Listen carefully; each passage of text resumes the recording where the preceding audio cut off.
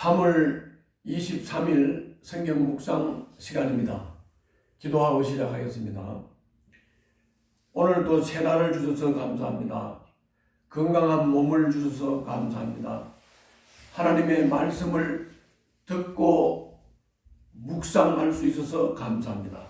예수님 이름으로 기도합니다. 아멘. 자, 오늘 본문은 누가복음 21장 5절부터 19절 말씀입니다.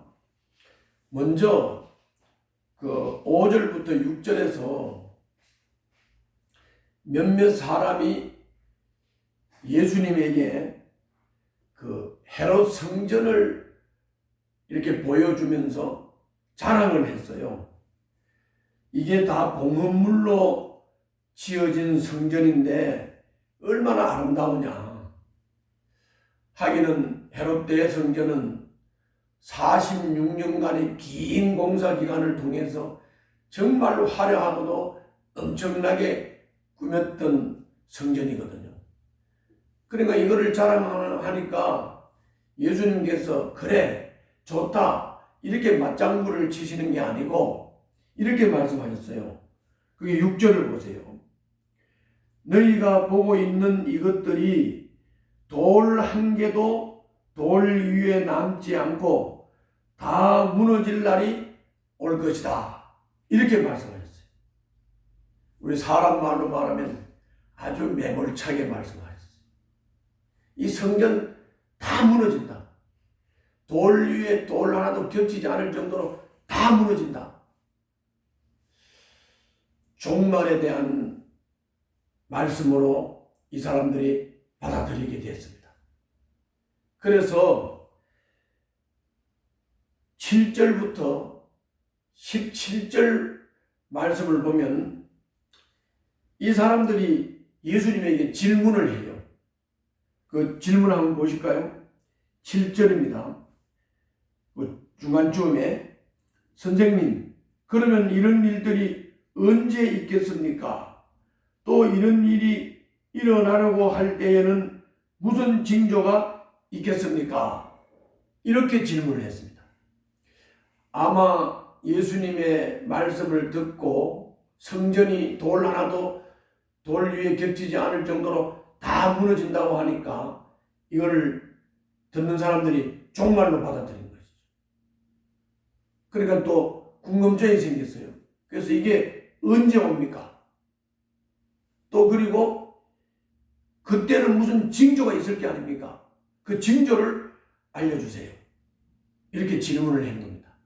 거기에 대해서 예수님께서 대답을 하셨는데 예수님의 대답을 알아보기 전에 우리가 먼저 정리해야 할 게 있습니다.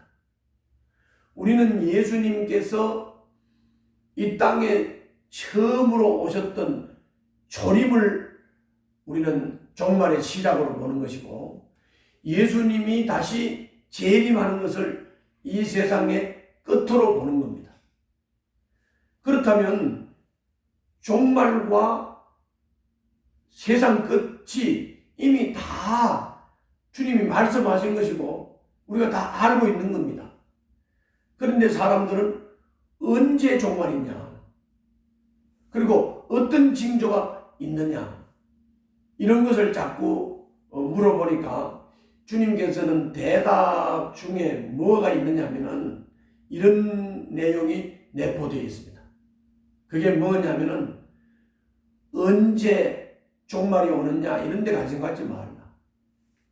무슨 징조가 올 것이냐 그런 데 관심 갖지 말라.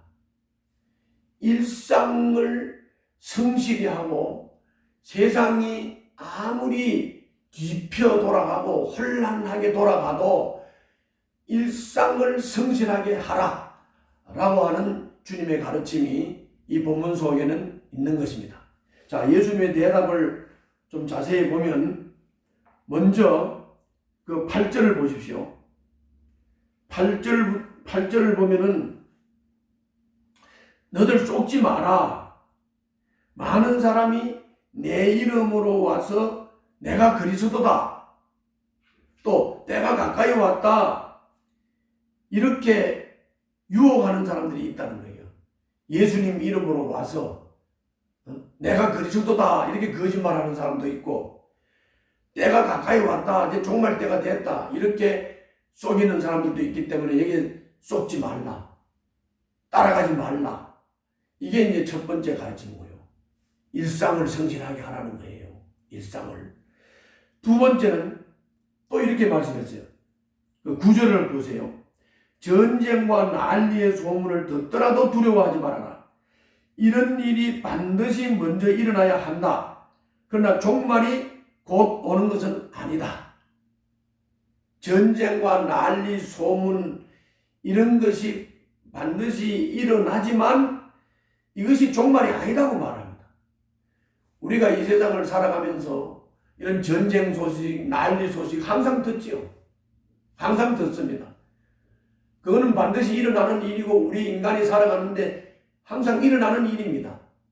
그런데 그것이 종말이 아니라는 것입니다. 또 10절에서 이렇게 말씀했어요. 그때 예수께서 그들에게 말씀하셨다. 민족이 일어나 민족을 치고 나라가 일어나 나라를 칠 것이다. 큰 지진이 나고 곳곳에 기근과 역병이 생기고 하늘로부터 무서운 일과 큰 징조가 나타날 것이다. 그렇게 말씀했습니다. 이것도 마찬가지입니다. 이런 일이 일어나는 것은 우리가 역사적으로 수천 년 전에도 수백 년 전에도 이런 것은 계속 반복되어서 일어나는 겁니다. 최근에도 지진 소식을 우리가 들었습니다. 이런 것이 일어난다는 것이죠. 반복돼서 일어나는 거예요. 그렇다고 해서 이것이 종말의 징조가 아니라는 것이죠. 이거는 일상적으로 반복해서 일어나는 일이라는 것이죠. 그러므로 우리는 어떻게 해야 되느냐? 우리들에게 주어진 일상을 성실하게 살아야 된다는 것입니다. 12절 한번 보십시오. 12절. 여기서부터는 아주 중요한 게, 그러니까 뭐 난리 소문이 나든지 전쟁 소문이 나든지 역병이 일든지 지진이 일어나든지 이런 것들은 다 역사 속에서 다 반복적으로 일어나는 일이니까 일상에 성실해라. 그러나 너희들이 진짜 준비할 게 있다. 진짜 준비할 거. 그거는 뭐냐? 바로 예수를 믿고 거듭난 하나님의 백성들에게 사탄이 십자가의 예수님 승리로 이미 자기들이 마지막 때가 가까웠음을 알고 이제 마귀가 발악을 할 것이다. 그 발악이 어떻게 나타나느냐? 예수 믿는 사람들을 핍박하는 박해로 나타날 것이다. 이 박해나 잘 준비하고 박해나 잘 대비해라. 이런 박해가 올 때 당신들은 믿음을 끝까지 지키고 끝까지 믿음을 지켜서 승리자가 되어야 된다. 이걸 강조하는 거예요. 한번 12절 보시죠.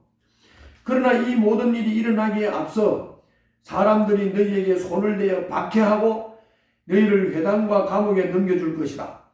너희는 내 이름 때문에 왕들과 총독들 앞에 끌려갈 것이다. 그러나 이것이 너희에게는 정언할 기회가 될 것이다. 이렇게 끌려가서 박해를 받고 핍박을 받을 때도 그것이 예수님이 증거되는 증언의 기회가 될 것이다. 그러니까 이렇게 박해를 받을 때 14절 보세요. 박해를 받을 때 변호할 말을 미리부터 생각하지 않도록 명심하여라. 나는 너희의 모든 적대자들이 맞서거나 반박할 수 없는 구변과 지혜를 너희에게 주겠다. 그러니까 뭐 박해를 받을 때 뭐 말을 할까 걱정 안 해도 된다. 내가 그들이 당할 수 없는 구변과 지혜를 너희들에게 주어서 또 박해 속에서도 말하게 해서 박해 속에서도 바로 예수님이 증거가 되도록 하겠다. 그렇게 말.